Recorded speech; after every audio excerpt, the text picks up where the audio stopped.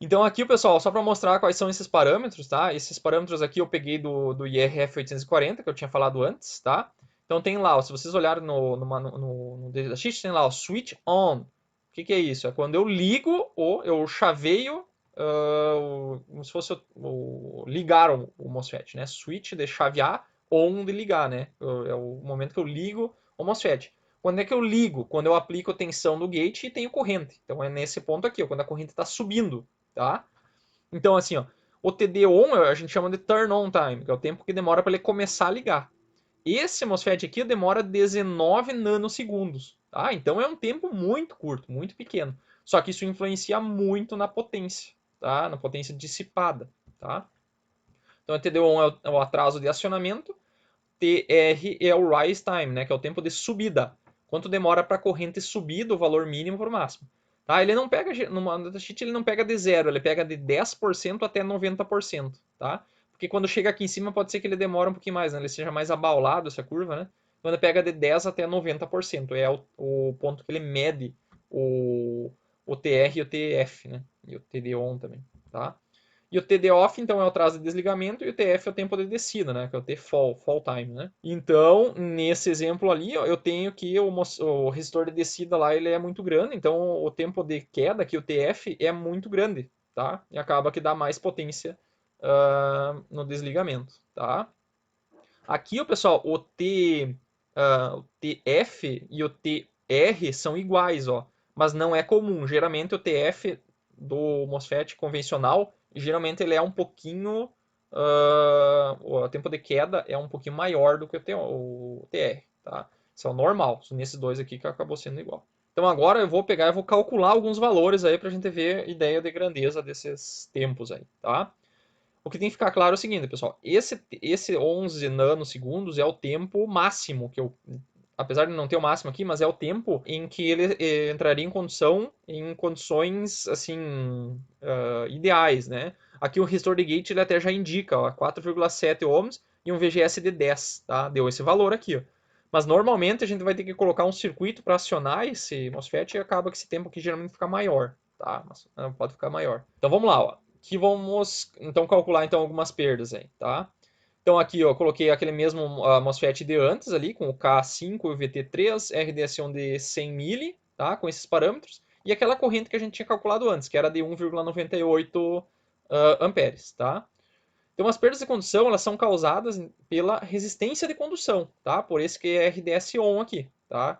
Geralmente, quanto maior a tensão VGS, menor a resistência de condução. Eu já comentei isso na última aula, né? Se eu pegar um MOSFET para 100 volts e pegar um de 500 volts, o RDS-ON ele aumenta com a tensão. Tá? Então, um RDS-ON para um MOSFET de 500 volts vai ser na faixa de 500 mili ou mais. Tá?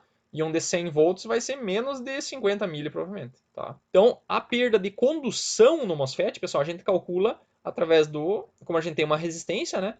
A gente calcula por RDS-ON vezes a corrente ao quadrado, né? Aquela formulazinha lá do circuito Zoom, né? R vezes I ao quadrado, tá? Então, nesse caso aí, se a gente calcular, um RDS-ON de 100 mili e uma corrente de 1,98 vai dar 392 miliwatts, tá? Que é a potência dissipada na condução, tá? Então, as perdas de condução é RDS-ON vezes ID ao quadrado, tá?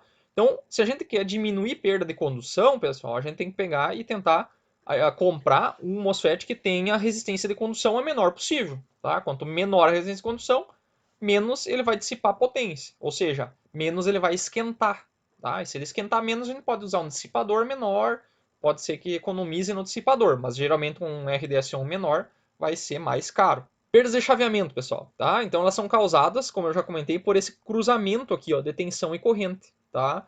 Durante o acionamento e desacionamento. Então, geralmente, quanto menores os tempos de chaveamento, menores as perdas, né? Porque por menos tempo eu vou ficar tendo cruzamento de tensão. E a fórmula, pessoal, para calcular isso, ela é essa aqui, ó. Ela é 1 meio de VCC, né, que é a tensão do VDS aqui, nesse caso, vezes a corrente naquele ponto, corrente aqui, ó, vezes essa tensão aqui, ó, vezes o tempo de descida, tá? De subida, desculpa, vezes a frequência, tá? Por que tem frequência e o que é essa frequência, tá? Que é o seguinte, aqui, ó, nós temos um pulso de potência, tá? No cruzamento, cada vez que a gente ligou e um pulso quando desligou, tá?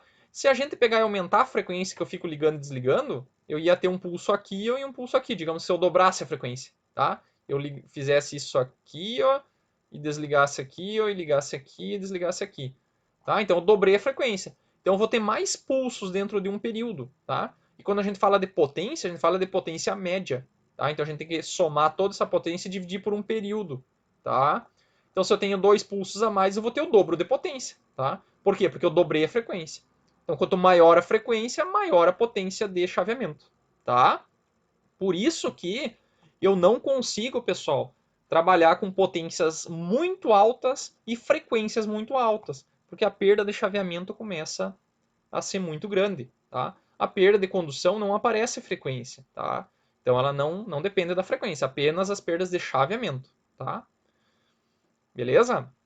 E a potência no desligamento, ela é 1 meio de VCC vezes D, vezes o tempo que demora para descer aqui, vezes a frequência também, tá? Esse S aqui é de switching, né, de chaveamento, frequência de chaveamento, tá? Aqui eu fiz um exemplo, ó, se eu considerar um tempo de 100 nano, tá, bem maior que aquele que está no datasheet, porque a gente vai ver que tem um circuito que aciona esse cara. Então, se esse circuito for muito lento, acaba que esse tempo de subida e descida fica muito grande. Então a frequência de chaveamento tem que ser. Vai acabar produzindo perdas de chaveamento maior. E uma frequência de chaveamento aqui, ó, exemplo de 50 kHz, que é uma frequência intermediária aí, né, para conversores de potência. Então, fazendo isso, eu vou ter 100 miliwatts de perda no chaveamento no momento que eu ligo e 200 quando eu desligo, tá? Então, somando esses dois aqui, dá 300 miliwatts de perda de comutação e 392 de perda de condução, tá? Então, tá quase meio a meio. E geralmente é isso que acontece. Então, metade das perdas são chaveamento, metade das perdas são de condução. Vamos fazer então mais um exemplo, pessoal. Exemplo 3, tá? Então, o que eu quero fazer aqui? Vocês estão fazendo, por exemplo, a disciplina de microcontroladores, tá? E microcontroladores lá vocês estão usando ou um Tiva, por exemplo, ou algum outro microcontrolador. Pode ser um Arduino também. E existem diferentes tipos de microcontroladores. Alguns microcontroladores, por exemplo, como o Arduino Micro, Arduino Mega, eles trabalham com uma tensão de 5 volts, tá? Agora, já outros microcontroladores como o Tiva, como a maioria dos microcontroladores da Texas, e o Arduino Due, por exemplo, que é um outro modelo de Arduino, eles trabalham com uma tensão de 3.3 volts, tá? Uma tensão menor, ok? Daí a pergunta que eu faço para vocês é o seguinte: eu posso acionar um MOSFET intensificação, como mostrado abaixo, diretamente de um pino desse microcontrolador de alimentação de 3.3, tá? Sabendo que o VT do MOSFET é 4 volts, tá? Então eu tenho um microcontrolador, tá? Por esse símbolo aqui, ó, micro C, né? Que é o símbolo de microcontrolador. Que está trabalhando 3.3, será que eu consigo acionar um MOSFET quando o VT é 4 volts? Tá? Então não é possível, né, pessoal? Por quê? Porque a tensão máxima que eu consigo colocar na saída de um pino aqui do meu Tiva é 3.3 volts. E a tensão mínima para que esse meu MOSFET entre em condução é 4 volts. Tá? 4 volts. Então não chegou nem na tensão mínima. Então ele não vai entrar em condução. Ok? Então aqui, pessoal, nós temos um problema, né? Ele não chegou na tensão. O que eu tenho que fazer então? Eu tenho que usar um amplificador aqui no meio para mim conseguir acionar esse MOSFET, tá? Então existem vários circuitos, tá? Esse circuito aqui, ó, é um circuito bem simples e bem fácil de implementar, que é o seguinte, tá? Eu uso um circuito chamado de gate driver, tá? O que é um gate driver? É um circuito de acionamento do gate do MOSFET, tá? Para que ele serve? Ele serve para duas coisas. Primeiro, amplificar a tensão. Então, eu vou pegar de 3.3 aqui, ó, e eu vou pegar e vou tentar largar na saída aqui, que vai acionar o gate, uma tensão V-driver aqui, que eu posso escolher. Tá? Então, eu vou colocar aqui, geralmente, 20 volts. Tá? De 15 volts, 18 volts. 20 é o máximo. Tá? Então, ainda vai ter a queda aqui desse transistor. Então, se eu colocasse 20 volts, não ia chegar bem 20 volts aqui. Tá? Então, esse circuito, o que ele faz? Quando eu acionar, quando eu largar 3.3 volts, o que vai acontecer? Esse MOSFET, esse transistor bipolar aqui, ele vai entrar em condução, tá? Transistor bipolar, ele é acionado em corrente. Então eu posso colocar ele direto num pino aqui do Tiva, tá? Do microcontrolador. Por quê? Porque daí eu posso pegar um transistor bipolar que tenha um ganho alto, tá? Um ganho de 300, 400, tá? E daí essa corrente aqui não vai ser muito grande, ok? Então eu vou conseguir pegar e largar uma determinada corrente, que vezes esse ganho alto aqui faça com que eu tenha uma corrente alta aqui nesse coletor aqui desse transistor bipolar, tá? Então, vamos partir do seguinte, ó. Vamos supor primeiro que esse cara aqui está desligado. Coloquei 0 volt aqui. Ó. 0 volt eu tenho 0 de corrente na base desse transistor. Então, esse transistor está desligado, tá? Se está desligado, o que vai acontecer?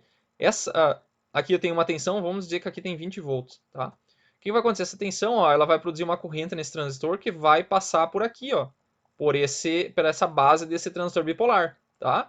Esse capacitor no início vai estar desligado, né? Vai estar com zero de tensão. Zero de tensão. Aqui, ó, tá? Então o que vai acontecer? Nesse ponto aqui vai ter zero de tensão. Então eu vou ter a corrente máxima aqui ó, na base, tá? Vezes o beta do transistor, aqui vou ter uma corrente alta, tá? Então eu vou limitar essa corrente aqui, digamos que eu vou ter aqui ó, 1 mili, tá? 1 mili. E aqui eu tenho um ganho de vamos botar aqui 10 mili, tá? 10 mili e aqui eu tenho um ganho de 100, tá? Exemplo, né? Seria muito maior. Então, 100 vezes esses 10 mil aqui, eu vou ter 1 ampere, tá? 1 ampere de corrente. Então, esse capacitor aqui vai carregar bem rápido para colocar esse MOSFET aqui rapidamente em condução, tá? Fazendo com que diminua as perdas de chaveamento, tá? Depois, o que eu vou fazer? Então, quando eu coloquei 0, ele acionou o MOSFET. Ele está com lógica invertida, tá? 0 de tensão, liga o MOSFET, tá? Agora, claro, se eu olhar essa tensão aqui, essa tensão agora aqui vai estar próxima de 0. Então, essa tensão vai ficar próxima dessa, tá? Agora, quando eu vim ligar esse transistor, botar aqui ó 3.3, o que vai acontecer? Esse resistor aqui vai conduzir, né? Essa base vai conduzir, vai ter corrente vindo para cá, ó, tá? Então, esse cara aqui eu vou colocar esse transistor bipolar em saturação. Então, essa tensão aqui vai ficar bem baixa, tá? Em torno de 0,1 volt, tá? Que é a tensão de 0,1 a 0,2 volts, que é a tensão de saturação desse coletor. Então, essa tensão aqui vai ficar muito baixa. Essa corrente que antes estava indo para a base, agora ela vai vir para cá, ó, tá? Não vai nada de corrente para a base, tá? Por quê? Porque essa tensão aqui vai ficar menor que essa, do que a queda de tensão da base, que vai ficar, esse ponto vai ficar com menor que 0,7 volts, tá? Então, esse cara aqui, ó, esse transistor de cima, o Q1 aqui vai desligar, tá? E aqui, ó, esse capacitor está carregado com 20 volts, né? Daí, esse cara aqui vai estar com 0,1 volt, aqui vai ter 0,7, tá? 0,7. A não ser que eu use um transistor Schottky, né? Se eu usar um transistor Schottky aqui de 0,3, melhor ainda, né? Então, olha aqui, ó. Esse 0,3 aqui ó, de queda, ó, e eu acionando esse transistor, esse capacitor ele vai descarregar por aqui, ó, tá? E daí a sua tensão vai começar a cair, vai ficar, se aqui for 0,3 com 0,1 do coletor, vai ficar em torno de 0,4 volts. 0,4 volts é menor que os 4 volts, então ele desliga, tá? Então eu aplico mais 20, tá? E 0,4 volts, tá? Então eu consigo ligar e desligar ele bem fácil, tá? Então esse tipo de circuito é chamado de gate driver. Existe assim, ó, pessoal, dezenas, centenas de circuitos diferentes para vir fazer o acionamento desse MOSFET, tá? Essa aí é uma das principais, tá? Não vou dizer que é o mais utilizado, mas é um circuito bem utilizado, isso aí bem simples de fazer, tá? Então esse circuitinho aí a gente chama de circuito de gate driver. Então, esse aí é o nosso circuitinho de gate driver, uma solução bem simples e barata, bem poucos componentes, tá?